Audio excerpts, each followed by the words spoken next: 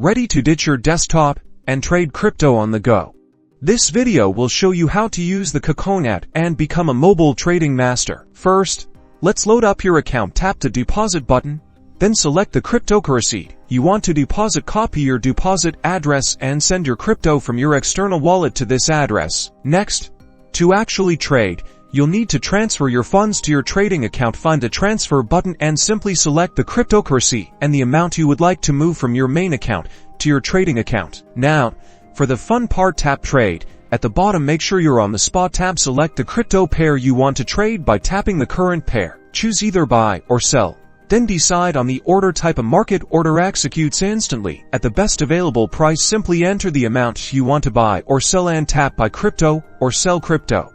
For a limit order, you set the price you want to buy or sell at. Enter your desired price and the amount. Once the market reaches your price, the order will execute. To analyze the price, tap the chart icon. You can adjust the time frame and indicators to help you make informed decisions. Finally, track your trades. The orders section lets you view your open orders, cancel them if needed, and review your order history. Now you are ready to trade crypto on the go. Happy trading!